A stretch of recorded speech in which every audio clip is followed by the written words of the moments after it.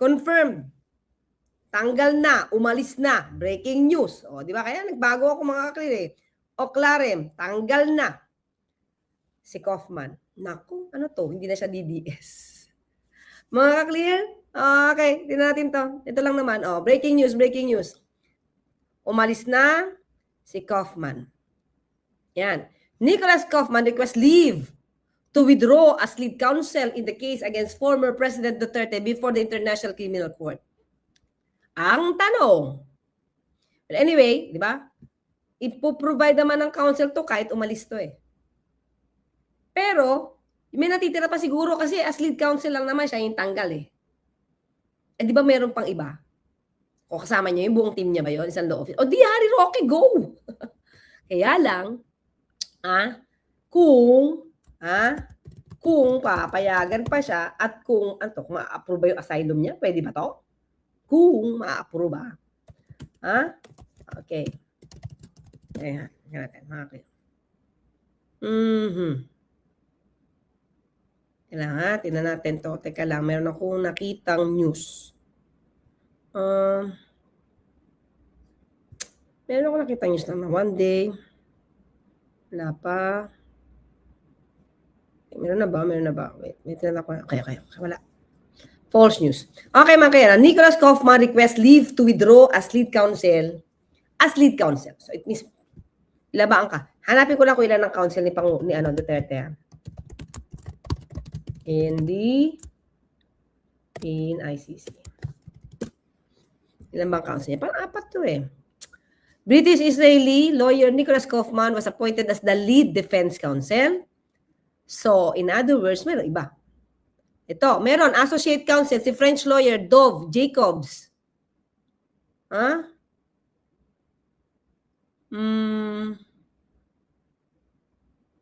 Okay, teka. Tignan natin mga klira. Okay. Pasok ko lang dito to. Okay. So, pasok tayo sa Rappler mga klira. Para alam natin. Wala akong makita pang video. Pero alamin natin. Go tayo. Nicholas Kaufman withdraws as counsel as Duterte's ICC lawyer. May 8, 2028, 11:40 p.m. mga clear. Okay, umalis na siya. Ayaw niya na. Bakit? Di niya na kinaya? Kasi mga clear, kung ito'y totoo, kung hindi ito strategy, kasi wala siyang pinapakitang depensa. Ang ginagamit niya lang palagi, pamumulitika. Diba? Pamumulitika. Ang may kasalanan daw si Pangulong Marcos Jr., kinidnap, ang prosecutor ay nasa Malacanang.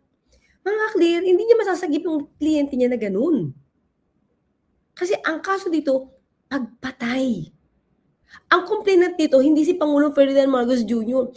May complainants dito as early as 2017. So, lagi nilang kinokonek, katulad ni VP Sara, kailangan i-connect kay Pangulong Marcos Jr. para kaawaan sila ng tao at para magalit ang tao sa Pangulong Marcos Jr. When in fact, mga kaklir, ginawa ang di o anong krimen na ito, wala pa sa eksena si Pangulong Marcos Jr. Wala pa. 2017.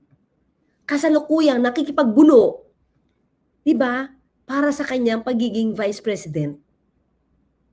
Laban kay VP Lenny. Yun. Diba? Tapos lahat ngayon, sinisisi sa Pangulo. Pati siguro sipon. Ito, sumisipon, sumisinga-singa rin. Pagka si Duterte ang sumisipon, okay lang sa inyo. Pag ang Pangulo sinipon dahil sa sobrang lamig sa New York, issue sa inyo. Diba? Nicholas Kaufman has requested ICC to remove him. Siya ang umayaw, mga clear, as former President, Philippine President Rodrigo Duterte's lawyer in the latter's crimes against human case. Tingnan natin bakit. In light of the aforementioned, in accordance with Regulation 78-1, or rather subparagraph 1 of the regulations of the court, I hereby respectfully request leave. So, humingi siya ng permiso na siya ay itanggalin na as counsel for Mr. Rodrigo Duterte in the case of prosecutor versus Rodrigo Roa Duterte. Kaufman said in his request on Friday, May 8. The lawyer's request is still subject to the ICC trial chamber Three's approval. This is the court that handles Duterte's 3 counts of crimes against humanity case. Kaufman said, sino ba yung nagsabi pa na kaya ganito yung kaso, ganito nagiging decision kasi parang for survival, dahil wala daw dinidinig na kaso tong ICC, kundi kay Duterte lang. Kaufman said the defense team visited Duterte on Thursday, May 7, where the former president said his desire to hire, ay tatanggalin his desire to hire replacement counsel. Si former president ang nagsabi, mga clear. So, anong ibig sabihin niya? Sige, give me some thoughts. Give me your idea. Yung sinabi dyan. Ang sinabi dito, where the former president said his desire to hire replacement counsel. Ano ibig sabihin nito? Anong nakita nyo dito? Anong napatunayan dito, mga kaklear? Sige nga. Anong napatunayan dyan? Give me. Okay? Give me. Ay sus, Yusek. Sabihin na naman, mga kakulto nila, binayaran ni BBM si Kaufman. Oo nga, no? Naku, pinigyan mo na idea. Yan nga ang gagawin nila. Rosemary Villanueva, alam mo naman, yun, halos sa kanila, BO. Gagawin yan. Kahit, hindi happy sa performance nila si Digong kay Kaufman. Sige, pwede? Ibig sabihin, ayun, Mariana Nale, ibig sabihin, walang problema sa utak ang matandang Duterte. Bakit? Siyang nagdi-decide. Diba? Siya nagdi-decide. At baka kasi siguro ayaw niya yung stand ni Kaufman na palabasin siyang siraulo or may tama na sa utak. Si Duterte, baka ayaw niya na yun. Kasi yung pinapalabas dito ni Kaufman, may sakit na malala sa utak. Dapat yan pauwiin na. Ganon. So the lawyer represented Duterte from the former president's arrest on March 11, 2025 until the release of ICC Appeals Chamber ruling on Duterte's challenge to jurisdiction in April. Di ba? Wala. Hindi siya nasayahan. Kaufman said, mahina ang depensa. Merely, ito yung mga ibang mga nakikita nila, ligwak, sabi ni Happy Tips. Baka ayaw bayaran, nilustay. Uy! Hindi nagpatanggal daw. Baka naubos na yung pera. Di na umubra ang kadramahan ni Kaufman. Digong is not happy. Talaga, dahil wala ng pambayad kasi si Amlak sabi ni Diyos sa Pikache. Marisa Sunakawa, Sinibak. Watching po Marikina, greetings to my idol. Thank you, Dignina. Okay. Papalitan. Ayan. Better to jump ship than to go down with a boat when it finally sinks. I guess self-preservation is an action here. Pero ang maliwanag na nakita natin dito, mga clear, hindi totoo na may cognitive impairment na nais palabasin ni Kaufman itong si dating Pangulo Duterte. Siya, where the former president said his desire to hire replacement counsel.